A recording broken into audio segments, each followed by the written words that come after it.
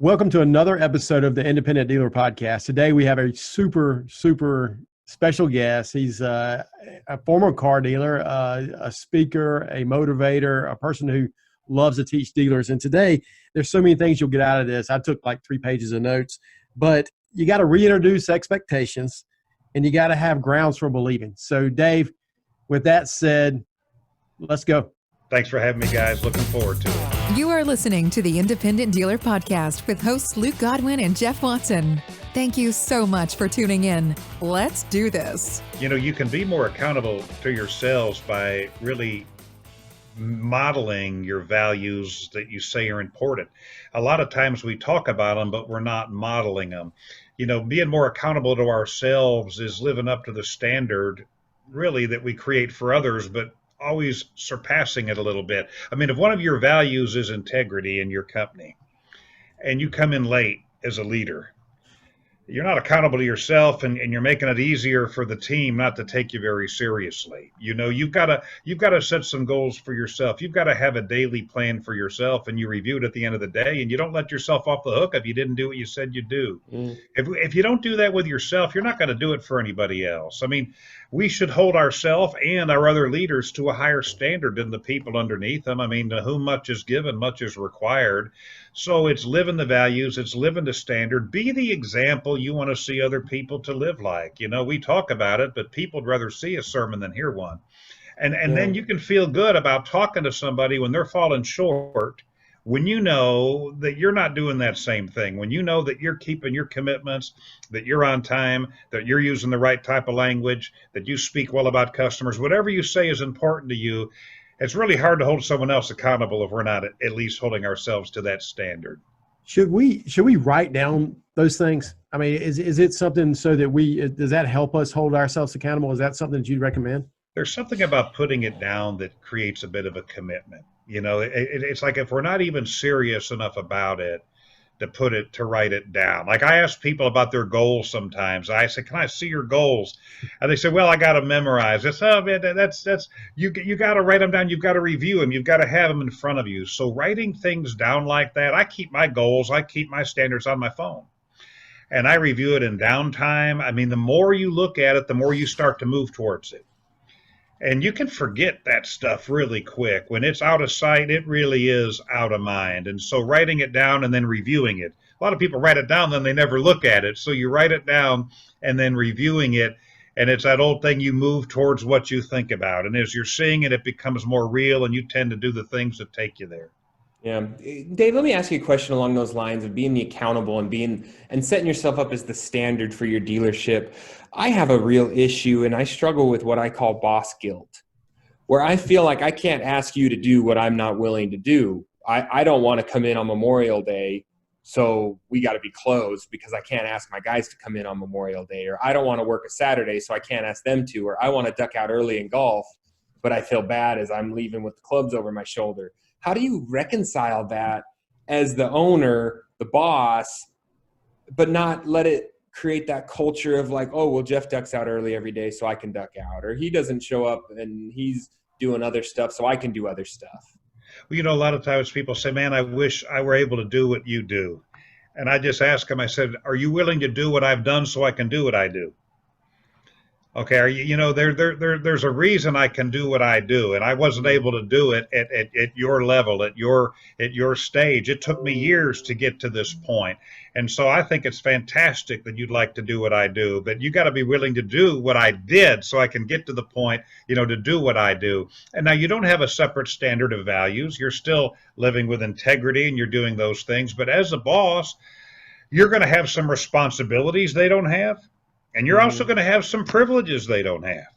And so, as long as I'll bear more than my share of the responsibilities. When we had to cut pay around here during the COVID thing, I went first. Okay. Yeah. None of my people took a pay cut.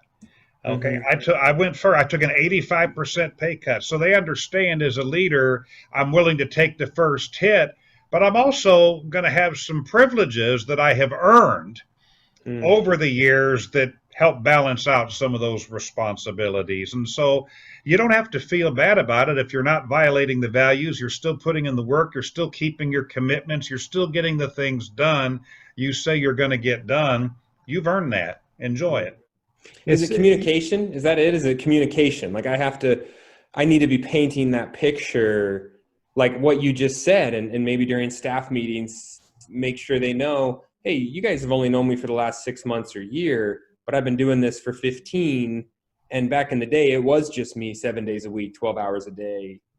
You know, maybe that's what I'm disconnection there. I think it's great. I think it's great to have those conversations, you know, especially I like to try to have that when they're new and let them know the company history, let them know your journey, let them know your path, that you've cleaned the toilets, that you've weeded the lot, you know, that you've washed the cars, and you know, you could go back and do it all again if you needed to, but that's not where you're going to get the highest return on your time.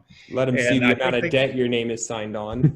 Yeah, that's it. You know, but this is how you connect with people. It's important to have that relationship with them. You listen to their stories and they listen to yours, and then when you're communicating why you do what you do, I'll tell you where people have a problem is where if you tell me you're going to do something with me later today, if you're going to have a one-on-one with me, and then you tell me you don't have time, and then I look up and you're ducking out for golf. Okay, now that's where I'm going to have a problem with it. If you're doing it, but you're not keeping your commitments, you're not getting your job done, you're not taking care of the customer you said you were going to take care of, then I'm going to have an issue with that, and I have a right to have an issue with that, you know, as a team member. But as long as you're doing that other stuff, I don't apologize. I don't apologize if I have somebody that comes into the office and they're from out of town. I don't apologize for going and taking them for a 2-hour lunch at the Four Seasons. Okay, that's part of my job. That's part of my role as a business owner. Now they're only going to get an hour. If they want 2 hours, they're going to get docked for the other hour. So they can have 2 hours. They got to ask for it. It's going to cost them, but I don't apologize for that because that comes with my role, the relationship building, the customer relationships, the being a good host and so forth when people come into town. So they haven't done what you've done. They're not going to get to do what you do, but you got to make sure you do what you say you're going to do and keep those commitments before you go do those things that might cause them to have a question mark. This is the age we live in, though, guys. Everybody wants what you have, whether it's your kids or whatever. They want what you have. They want to drive what you drive, live where you live, wear what you wear, do what you do, and they want to do it all right away without doing what you've done. Yeah. And that's not how it works. Right. Along those lines, I know you're big on employee accountability, and I try to be, but I know, like, I get uneasy sometimes about holding somebody accountable, and I just find that to be difficult. How do you overcome that fear, and how do you really just, you know, take control of your staff? You know, I think accountability requires two things: the right mindset and the right skill set. You got to have both. You got to have both. If you have the right mind, the mindset is making yourself do it even when you don't want to do it. Okay. The skill set is knowing how to do it. If you have the skill set without the mindset, and that's what a lot of people do, they know how to do it, but they're their friend, they're afraid they'll get mad, they're afraid that they'll leave, and so they have the skill set, but they don't have the mindset, so they don't do it.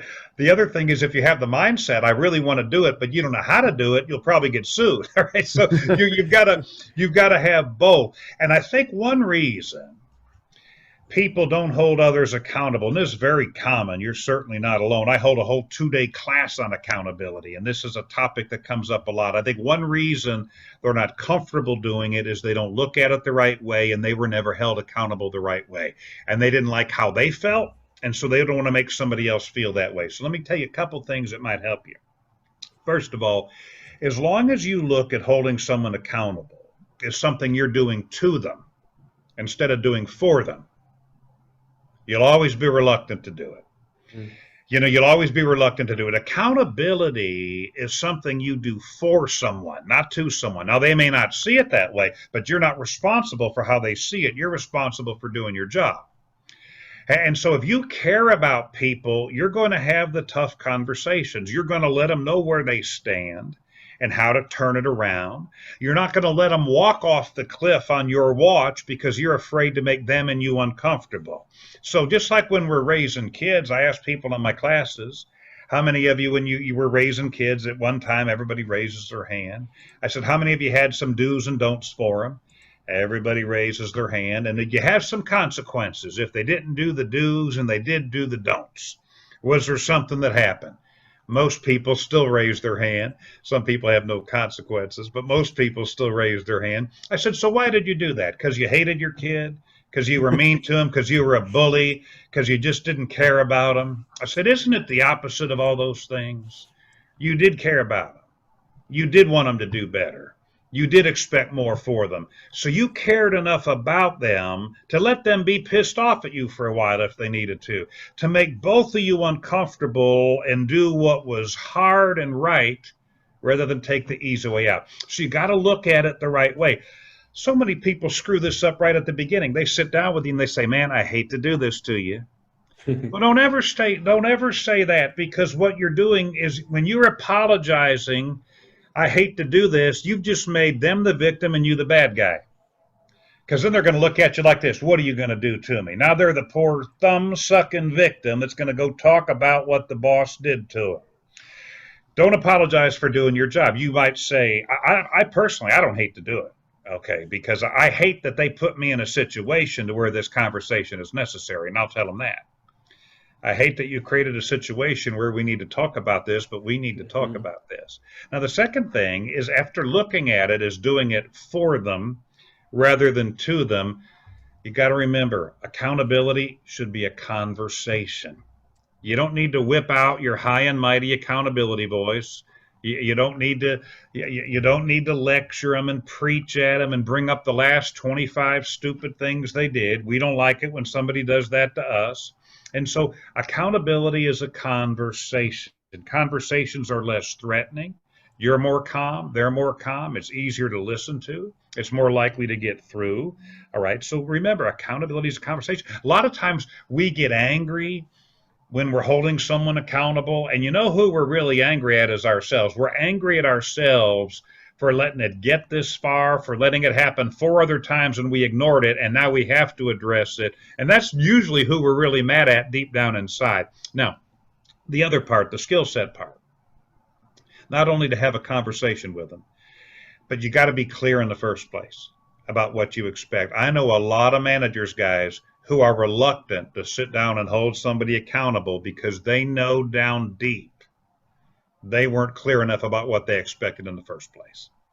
So how can you really sit down with me and say, you know what, Anderson, you're not cutting it if you haven't gotten really clear about what cutting it is? Okay, you'll be reluctant to do that, and you'll even feel bad about doing it, so you probably won't do it until it gets so bad you must do it. And so clarity, I always say this in my classes, clarity is the first step to accountability. People think, oh, I got to hold people more accountable. I got to go give them more feedback. I got to install consequences. Not until you get clear first, because the question is, accountable for what? Ambiguity is the enemy of accountability. So there's a lot of leaders with vague expectations out there that aren't holding people accountable because they know down deep they never got clear enough about what they expected in the first place, or they know they're not living those things. A lot of leaders won't hold somebody accountable for lying to a customer or coming in late or not keeping a commitment because they know down deep they do the same thing and their people know it about them. So that's if you're a hypocrite, it's really hard to hold somebody accountable. Oh, yeah. So you got to be clear. After you're clear, you got to give feedback. And then you can apply consequences if necessary. There's a lot of C's to accountability: clarity, candid feedback, consequences, conversations. Okay? Remember that. Now you got to have a consequence, guys. A lot of times we don't have if you have something that you say is a standard, okay? If being on time is a standard at your place, what happens if somebody's not on time? If nothing happens, it's not a standard. I had a manager tell me one time, he said, well, one of my standards is our salespeople need to make 10 calls a day. I said, okay, super. But then I asked him a question. I said, or what? And I got the blank deer caught in the headlights look from him. I said, or what? They make 10 calls a day, or what? Still blank look. I said, there isn't an or what, is there? He said, well, not really. I said, no, there's no not really. You either have something that happens or nothing happens. He said, well, nothing happens. I said, okay. I said, this isn't about fault. It's about fixing it. I said, but let me help you. You don't have a performance standard. You have a performance suggestion. You are suggesting that people make 10 calls a day. Sounds to me like if they don't want to do it, nothing's going to happen. Now, you got to determine what the consequence is. It needs to fit the offense, right? For something like not making calls would probably be a form of progressive discipline. First time you don't do it, it's a verbal warning. Second time, it's a written warning. Third time, something more severe happens. We're very big on being on time in my business. And this is something that if you're late to work, you violate all 5 of our core values. So I take it very, very seriously. We have a form of progressive discipline. The third time you're late in a year, you're fired. It's very clear. In a year. In a year. So first time it's a verbal, second time it's written, third time, I wish you well, but you can't continue to violate my values, distract teammates, let your teammates down. I got to be able to count on you. And so let me tell you, guess what I don't have a problem with? People being late. I do not have a problem with tardiness, because the last guy I fired for coming in late, the third time, he came in late 3 times in a week. Okay. Okay. So, and he was really good at what he did. I had just recruited him from our bank. And I had known him for 3.5 years, and he was very efficient and professional and personable, but I didn't see that he was coming in late, right? And so after that happened, everybody knew that is real. That is real. And people say, well, that's not very realistic. You live in LA. There's, you got riots there right now, and there's freeway shooters occasionally, and wildfires and mudslides and earthquakes. I said, that's why they get the first 2. That's their grace. But the principle applies to anything. You can't have a consequence until you first have clarity. Once you have clarity, you can give candid feedback based on that clarity. You're doing it well or you're not, and then you can have a consequence. So once you do those 2 things, you get your thinking right. I'm not doing it to him, I'm doing it for him. I care enough about him to get him back on the right path. And I'm going to make sure he understood what was expected in the first place. I'm going to make sure I'm living those things myself, so there's no hypocrisy here. I'm going to make sure I'm giving him feedback, because when he's doing it well, I need to tell him about it too. He didn't only need to hear from me when he's off track. He needs to hear from me when he's doing it well. He's more likely to keep doing it well. But if he falls short, there's got to be something that happens. Okay, and it's too important to be an option. Yeah. If you're in a leadership position, accountability is a duty. It's a duty. And you worry about, well, what's it going to do to that person? What are you doing to the rest of the team by not holding that person accountable? Look at the distractions they create. Look how much more difficult their job is, because they have to pick up the slack and clean up the messes and do all that other stuff. So what do we owe the rest of the team too? So accountability protects the team, protects your credibility, protects the culture. It's a big deal. It is. Speaking of times of kind of chaos, you talk about the rioting and things like that. How can we effectively lead during a time where society is kind of chaotic? I mean, we've been essentially the whole 2020 with that going on. What can we do to be better at leaders during this type of time? There's a lot, and I've done some programs on this. I've been doing a lot of Zoom meetings with clients because I'm not able to travel as much as I normally do with all the shutdowns and so forth. But that's actually been a blessing of the crisis, because I've been able to reach more people through Zoom meetings in a week than I was reaching through a quarter on the road. But here's a principle. Whenever you are surrounded by disorder that you can't control, you've got to double down on the order you can control. Okay. And so when you got a lot of stuff going on beyond your control, you can get so distracted by looking at it, worrying about it, talking about it, that you lose focus on the things you can control. When this crisis first started and the shutdown in every state was a little different, but people were in their quarantine and they're in their houses, and you're seeing what they're posting on social media. And they're talking about sleeping in every day and not shaving for a week and bragging because they haven't bathed in 2 or 3 days. And I'm just wondering, are you practicing your homeless look and scent? So if you end up under a bridge, you kind of fit the role. I was astonished how people were letting themselves go, because when the bell rings and you get called back into the workplace, you're not going to be ready. So when you are surrounded with disorder, you've got to double down on the order you can control. Okay. And that is things like sticking with your values, sticking with your discipline, having activities people need to execute every day, practicing, planning. If you have training, taking online courses, whatever you can control, that's how you keep your morale up, your focus up, and that's how you continue to improve rather than just be the victim that's worried about what's going on around you. So you need more structure. When the world tries to take your structure away, you got to, when I was working from my house, I got up when I normally got up, and I get up about 4:30. Okay. I dressed like I dressed for work. All right. I went into my study and I worked there, and you got to stay in a work rhythm no matter what's going on around you. Other things, you got to take your eyes off the media. This media, with all its negativity, with all its horror stories, it's not built to make you feel better.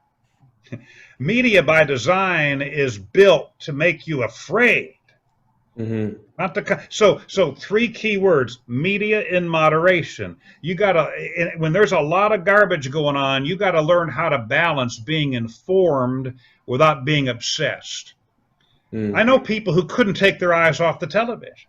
They could quote the daily infection rate. They could quote the daily death rate. They could quote the new rule for this or the new rule for that. Now, how effective is that person? Not only, just keeping their own morale up, but bringing everybody else down around them, in their family, at their house, the people they're texting, whatever. So media in moderation. Focus on what you can control. Second thing is you got to get your mindset right. A lot of people think this crisis, and we still got after effects. We're not out of the woods yet. And we got a lot of time to make up for it this year. And I know some people are already doing really, really well. But you got to get your mindset right. This is not happening to me. It's happening for me. I got to find a way to use it. I got to find a way to use it. I got to find a way to use it to get stronger, wiser, better. Because a crisis will expose your weaknesses. Okay. And you might have been blind to them during the good times, or you may have chosen to ignore them during the good times. But a downturn always exposes the sins of the good times. So you have an opportunity to address them. Okay. It's going to show you new opportunities, just like we got into Zoom meetings and live streams now. Last month, 20% of our revenue was from products that we didn't even have 2 months ago. Wow. Unbelievable. And so this is not a product that's going to go away. We're going to keep doing it. We're going to get better and reach more people because of it. You got to get your mindset right. No, I don't like it. I don't like what we're going through, but I'm going to make it pay me. My mindset was, we're going to figure out how to make this pay. Every bit of stress I'm going through now, every bit of sacrifice, every loss we're taking, every bit of stress my team and their families are going through, we're going to use it. We're going to get stronger, wiser, better because of it. I'm going to make this thing pay me. It's going to pay me. And so you got to have your mindset right. I hear people saying, well, we just want to get back to the way things were. Well, that's stupid. That's way too low of a bar. You went through all this just to get back to the way you were, right? You went through this stress. So that reminds me, Dave, it reminds me, I listened to your podcast a couple weeks ago, and you had talked a lot about the optimism and positivity and the difference between the two. They're not the same thing. People think that if you're optimistic or if you're positive, you are both or the other, right? But those aren't the same, especially they're two different things. And as leaders, you got to bring that to your family. Your family needs that. The people, even if you're not in the workplace, you're probably texting or communicating with them. They don't need to hear your doom and gloom stories. You got to be positive while you're optimistic. You got to keep that outlook. You got control over your mindset. That's why you can't let the media take a dump on it hour after hour after hour. And these are two things that are very important in a crisis, especially positivity and optimism. And as you say, a lot of people think they're the same thing. They're similar, but they're different. They got different roles. Some people are one, but not the other. Let me explain real quick. If you look up the definition of positive, it talks about constructive, building up, being useful. If you look up the definition of optimism, it talks about confidence in the future. So positivity is about the present. Optimism is about the future. Okay. And so if you're doing, my contention was, and what I talked about in the podcast, is today, no matter what's going on around us, we can still find constructive things to do, constructive things to say, people we can build up, useful activities to engage in. And if we continue to be positive today, we've earned the right to have confidence in the future and to be optimistic. You see, a lot of people, they don't understand optimism is earned. You got to earn the right to be optimistic about the future based on what you're doing today. If you're not doing the right things today, you should not be optimistic about the future. You should be scared to death. You should be a nervous wreck. If you're not doing the right stuff today, eventually it's going to catch up with you. See, this is where I said some people are one but not the other. They're very positive today, but the future scares them to death. Oh, we better get what we can now. We don't know what's coming next. You know, they get that bunker mentality where they're not playing to win. They're just holding on to what they got. Other people are optimistic, but everything today's terrible. Today, nothing's going right. This is the worst I've ever been through in business, but tomorrow will be a better day. Well, you got to have both because people pick up on that. And it's very demotivating to see a leader who's a nervous wreck, a leader who's confused, a leader who's tentative. And even if you are those things, you can't show it. Okay, nobody wants to follow an uncertain trumpet, especially not in difficult times. Nobody wants to see the leader not knowing what to do, immobilized, not sure about what's going on. Napoleon said leaders need to be dealers in hope. Okay, and so we got to master the moment now, be positive now, and know that by doing the right things today, we're legitimately optimistic about the future. That's one thing we've got to double down on. We can control that. No one can take your optimism from you. No one can take your positivity from you. You got to give that stuff up. You got to surrender it. Now, they can do lousy stuff to you. Bad stuff can happen. You still get to choose how to respond to it. You can still decide whether it's happening to you or happening for you. Yeah. And you can still decide whether that one step back is going to be used to take 10 steps forward. Hey, this episode is brought to you by theindependentdealer.com. This is our website. It's a great place to learn everything about the show, stay in contact with Luke and I, see where we're going to be speaking next, and check out all of our back episodes and content from the Independent Dealer Podcast. So visit the website, subscribe to our email list, and stay in contact with us. Back to the episode. Can we hold employees accountable differently if they're working remotely right now compared to if they were in our store or in our business? Is there a different way to look at that? Are you still paying them working remotely? Are you still paying them? For sure. I mean, but is there fundamentally a different way? I wasn't being a smart aleck. Honestly, I mean, we don't have leverage if we're not paying them. There's some people doing stuff remotely just to help out. But if you're paying them, you gotta. It's all about activities. You know, we got two types of goals. You got outcome goals and activity goals. And one of the blessings of this crisis is outcomes are more uncertain. We don't know what to expect, right? Who knows? We don't have anything to base this on. We haven't been through anything exactly like this. So it's even hard to set intelligent outcome goals. You still need to have them, but you need to focus less on them and more on activity goals. And I'll tell you why that's smart. The activities create the outcomes anyway. So one thing we need to do with people who are working remotely is we need to really clearly define what activities are non-negotiable that we're expecting every day, and we need to report on those every day. A lot of times we're interested in the outcomes, but again, sometimes the outcomes are hard to create, especially when you're working remotely, but they can control the activities, whatever they are, whether it's contacting X number of people, whether it's asking for X number of referrals, prospects, whatever we got them doing. You got to hold them accountable a little bit differently, but this is where clarity is so important. How are you going to hold them accountable remotely if you don't hold them accountable in person? That's really going to be tough. So clarity is even more important now. Redefining, I call them MAX-ACTs, maximum activities. And I talk about dailies, weeklies, and monthlies. These are the things you got to do every day. These are the things you don't have to do every day, but at some point during the week. And these are the ones you got to do every month. Not every day or even every week, but at some point during the month, they got to be done. Now, you don't need 40 of them. You don't need 14 of them. You need about 4 in each category.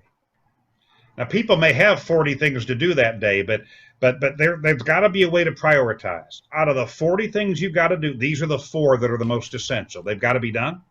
They've got to be done with excellence. They've got to be done every day, without excuse, regardless of the cost. Why? Because they're big deals. And because those are the 4 things that are most predictive of taking us to the outcome we eventually need. And we need to understand that the narrow focus is what helps people in a crisis. Too many people spend their days a mile wide and an inch deep. Mm-hmm. And they spread themselves too thin, and they are not playing to win. They're just trying not to drown. Okay. So as leaders, by pointing out these are your non-negotiables, and you say, well, how do I figure out what they are? One of the best ways to do it, and the reason I limit it to 4 is simply this principle. If everything is important, nothing is important. Yeah. And so we got to narrow it down. 4 is manageable. We can focus on 4. 4 is technically a handful. Here's how we do it. If this person in this role could only do 4 things today, if that's all they were allowed to do, 4 things that were most predictive of getting the result I'm paying them to get, what would they be? Those are your max acts. Now, that's really important. Yeah, it's really important in the car business too, because what we find out is if you make a certain amount of phone calls, you'll set a certain amount of appointments, you'll have a certain amount show and a certain amount close. I think that goes exactly what you're saying, Dave. It does. You gotta, and I'll tell you what else you got to do. We got to understand that not every season is a harvest. A lot of times people do the activity, they're doing it well, they're doing it every day, and they're not seeing the result yet. You got to keep doing it. Yeah. Doing the right things has a compounding effect. It will catch up with you. It will catch up with you. Because I'll say doing the wrong things also has a compounding effect. It'll catch up with you too. See, just like doing the right thing, you plant a seed today, you don't see a tree tomorrow. You got to weed it, seed it, feed it, but eventually it's going to come and you're going to get a harvest from it. You got to trust the process. You don't have to love it. You don't even have to like it. You just got to love where it'll take you and work it every single time.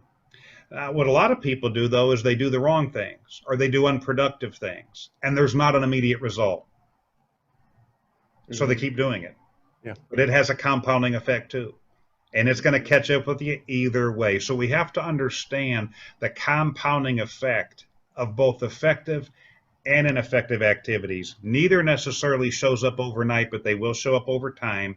So we have to keep doing it, keep hammering away, and the results start to come. We got to get better at managing activities in our business. We are so enamored with numbers.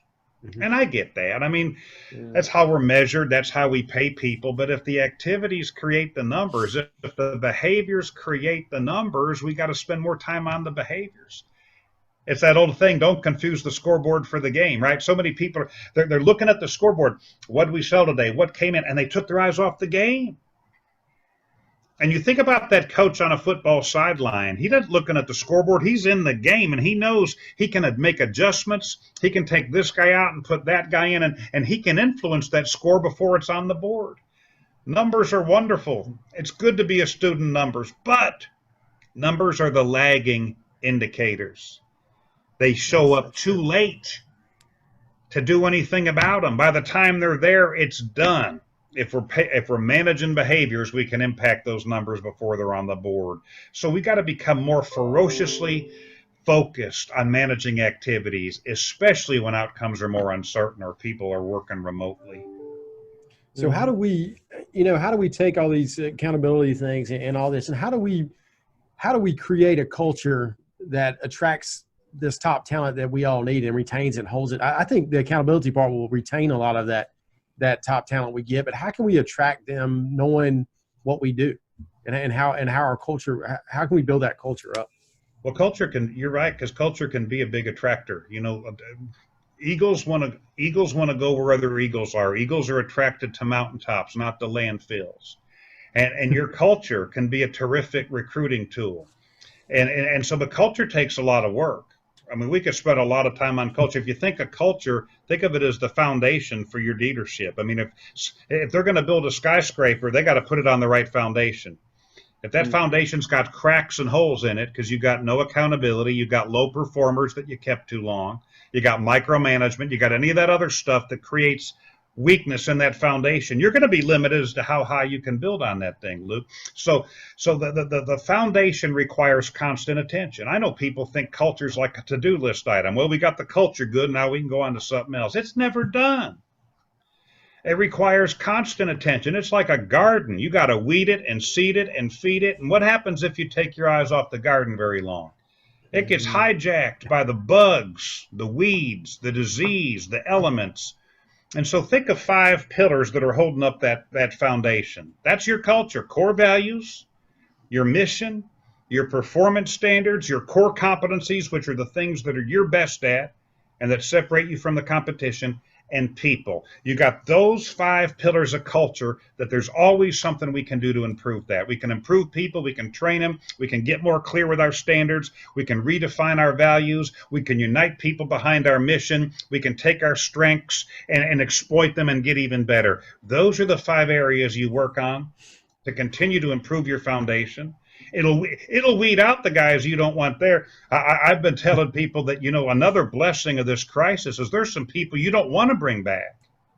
I mean, Yes. that's a good thing. If the horse was dead when you sent him home, he didn't find a new heart when you're bringing him back into the dealership. And taking a stronger whip to him this second time around isn't going to move the sucker. It's dead. When the horse you're riding on dies, you got to dismount. And so we don't want to bring that person back into the dealership. So this is a wonderful time to upgrade your team, wonderful time to reshape it. And what a time to recruit with all the good people out of work right now. We haven't seen a talent pool like this in or outside of our industry in decades, where there were these many good people through no fault of their own that had companies do layoffs, furloughs, went bankrupt, and they're out there. And so we got to get people better or get better people. You don't have to settle for what you had. Any good tips on finding those people that are out of work right this second? It's interesting when you're looking at, I've written whole chapters on recruiting and whole books on recruiting. It takes a lot of work, which is why most people don't do it. Okay, and when they're interviewing them, they're looking for the wrong things. They're looking for past experience rather than past accomplishments. I don't care how much experience you have. You may have experience being very average. You may have years of experience being a real moron. It is what it is. And so experience is nice, but I need to know, what have you done with it? What have you stuck with? What have you overcome? What's the most significant thing you've accomplished in any job you've ever had? So focus more when you're interviewing people. Don't worry about whether you like them or not. There's a lot of likable losers out there. I'm just going to level with you. I got some in my family. They're fun. You wouldn't want to be around them very long in the workplace, but they're kind of fun to have a beer with later. But just because you like them doesn't mean they're going to perform. So we got to get over like. What can you do? How can you perform? Will you share our values? Okay, do you have the things I can't teach you? Character, attitude, drive, energy, and talent. Right? Can you follow a process? Do you have a high standard for yourself? These are things that we got to hire these things in. So you're looking for the right stuff. I tell you what, I've hired some people. I wouldn't want to hang out with them. Okay, but they're really good at what they do. They share our values. And I tell you what, as I see how well they perform, they become a lot more likable. Yeah. And I've had other people I hired because I thought, this is just really a nice guy.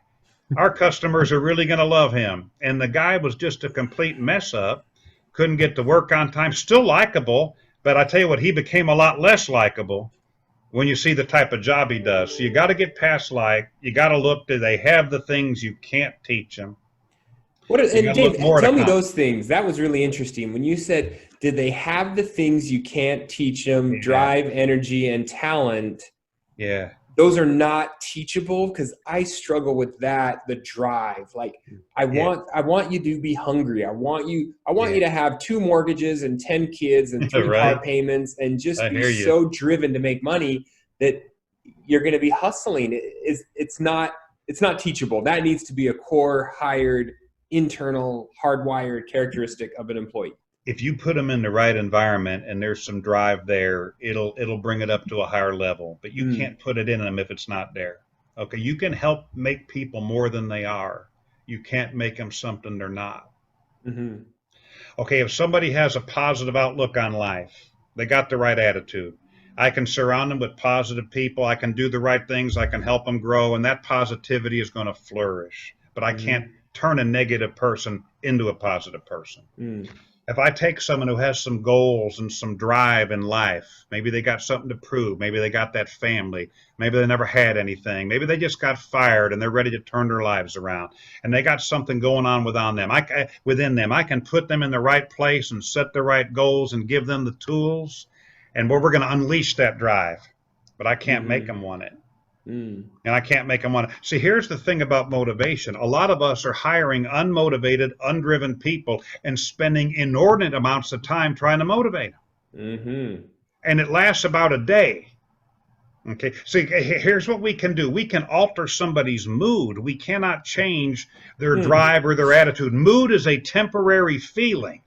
So you can throw some money at them, get them a hug, pat them on the back, tell them you love them, tell them you need them, and that'll alter their mood temporarily. But as soon as that external stuff goes away, so does that temporary feeling. So we got to hire people who got the stuff we can't teach. If you look up the definition of drive, you know what it says, guys? Think about this. An innate, now there's a clue. Innate means what? Within. Yeah. An innate, biologically determined urge to attain a goal or satisfy a need. It starts within. I have people come up to me at seminars. It happens about at least once a year. And they say, Dave, I want to do better. Really, I do. But I just don't have any drive. What can I do? And I said, there's nothing I can do for you. Please get away from me. It's like, I can't put in what was left out. You got to give the universe something to work with here. You got to find it. Now, I talk about how someone can help discover their drive, how they can help get that fire going from within, but you can't do it for them. And this is the thing about motivation. You should not need motivation to get people going. If you got the right people, they're already going. Motivation gets them going faster. Yeah. It gets them going faster. So I see these managers, and they got these people who require excessive amounts of motivation to get going. Every day you got to hug them and burp them and nurse them and bribe them and give them a pep talk. It's like, that is exhausting. And it lasts about an hour or a day. Yeah. And so that's not the role of motivation, to take unmotivated people and get them going temporarily. We got to hire people who are giving us something to work with, motivate them. They're already going. Now they're going faster. When do we know when we need to cut bait? When do we, you talked about we're on the dead horse. The horse is dead. Maybe it's not dead yet, but we realize that it's a small dog and not a horse, and it's not going to get us where we need to go. When do we? Couple of thoughts here. There's not a cut and dry answer for that, because there's different situations. But first of all, you got to make sure you've done your part right. Have I been clear with expectations? Have they understand them? Have I given them the feedback? Have I given them the training? Have I surrounded them with good people, or have I surrounded them with unproductive people that are making it harder for him to perform? Have I held them accountable? Okay, that's your little checklist. Now, if you've done all that, you've done your part, you put them in a good culture, you've given them coaching, training, they understand the expectations, you've given them the help, they're still not cutting it. Then we have to understand the difference between hoping and wishing. And there's a big difference between the two. You can work with hope, you can't work with wishes. Yeah. So I always, in my classes, I give definitions, because definitions create clarity. Here's the definition of hope, and the first three words are key. Grounds for believing something in the future will occur. Grounds for believing. So what are you, that indicates there's evidence, there's a trend, there's movement. You could basically take the case to court and win it. You could go to the courthouse and say, ladies and gentlemen of the jury, I'm here today to petition on behalf of 5-Car Fred. Okay. At current, he is below our standard. But in the last 3 months, I've seen these two attitude improvements. I've seen him start this good habit and stop this bad one. And for 3 months in a row, he's made incremental improvement. Now, it's not where we want him to be yet, but it is headed in the right direction. Based on this, I have grounds for believing if I continue to work with him, he will someday soon be a productive member of the team. See, we can work with that because we got something to rally around. The problem is when we don't have grounds for believing, we just want it to happen. Now you're wishing. You look up the definition of wish. You know what it says? A strong desire for something to occur that probably will not. Okay, so, and you look at what that definition is missing, that hope has, it's grounds for believing. So I'd have a guy, I'd have a manager. When I was running my stores, I would have a manager and I'd say, okay, it's time for this guy to go. He's not hit the standard. And of course, the manager always wants to take up for, oh, come on, Dave, let me work with him a little bit longer. Give me a little more time. My question was, what are your grounds for believing things are going to be any different tomorrow, a month from now, 6 months from now than they are today? And usually he'd say something like this, well, he's just really trying hard, and I really want him to make it, and he's been with us a long time. That's not grounds for believing. That's just emotion. Of course we want it to work out. Of course he's probably trying hard. He doesn't want to get fired, and it's great that he's been here a long time. But since he's been here a long time, shouldn't we even expect more from him and not less? Haven't we given him more time, more training, more opportunities? I mean, we should expect more from people like that, not less. And so sometimes our emotion hijacks our reason. Oh, I just want it to work out. And what a lot of managers, if they're honest, what they'll say is they're very selfishly holding on to that person. They act like they're doing it for the person, but deep down, they don't want to have to replace them. They know it's a lot of work to find someone else, to train them, to get them up to speed. And so when they're asking to give that person a second chance, what they're really asking for is that they want another chance for themselves. Give me a little longer. Let me work with this a little longer. That's not a good strategy. Not at all. Yeah. David, and when you say all this, and all I can help but think is our organizations are a direct mirror of us, the leaders, the top of the pyramid. When I think about, I have not created clarity around the responsibilities, and that's my shortcoming because I didn't communicate it. I didn't hold the standard. I don't hold them accountable. I don't create the consequences or the job descriptions or the, so it's a very hard thing to grasp that when anyone says, well, the culture in my dealership is X, Y, or Z, or it's not good, or this isn't right. It's like, well, look in the mirror, right? You nailed it. That's it. That's it. There's no two better reflections of a leader than the culture they create and the quality of the people they attract and develop. That's a leader's report card. People say, well, how about results? Isn't that the report card? Well, ultimately, we're all measured by results, but sometimes we got products or economies that make us look better than we are. So we got to get a little deeper than that. And sometimes we have economies and products that make us look worse than we are. I would contend this: if you got the right culture and you've attracted and developed the right people, you're going to get the results. That culture is in our image. Those people are in our image. It astonishes me, guys, when I hear managers complain about their people because they're really confessing themselves. In my book, Up Your Business, I talk about something called the law of attraction. It's the business version of the law of attraction. It's a real simple law. It says you don't attract into your dealership what you want, you attract what you are. In other words, on a scale of 1 to 10, if someone is a 5 as a leader, they're not going to attract 8s, 9s, and 10s. An 8 or 9 or a 10 is not going to follow a 5, not going to be inspired by a 5, not going to feel like they can grow under a 5. They're going to think a 5 is a joke.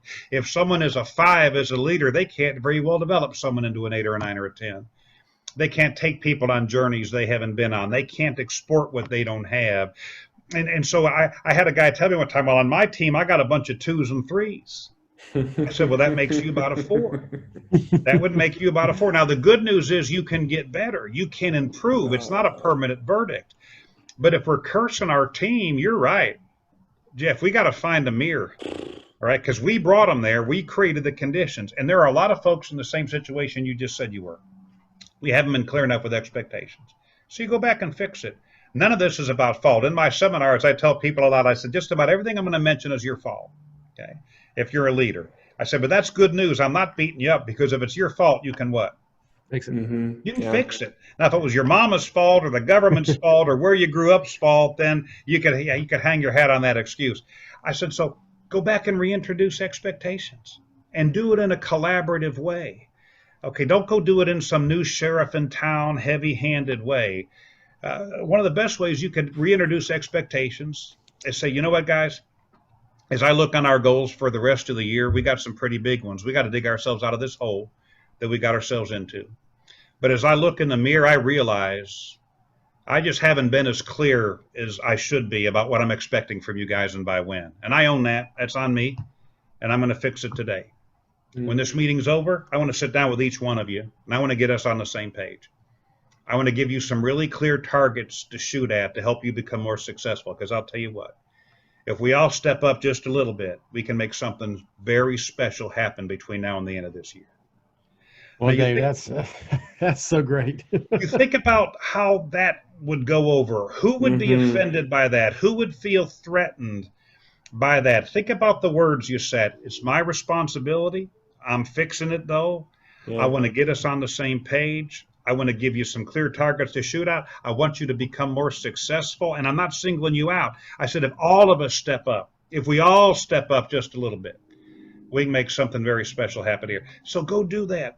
You got to have clarity. You got to have clarity. And you know, expectations are key, and they get forgotten. They get watered down. Sometimes subconsciously, some leaders don't want to get too clear because deep down they don't really want to hold anybody accountable. So in their mind, if they kind of leave it vague, they don't put themselves or anyone else in a corner. But that's no way to lead. People deserve to know what's expected and by when, and to have the tools to get there and to be held accountable for getting there. And that's just a leadership basic a lot of us got to get back to.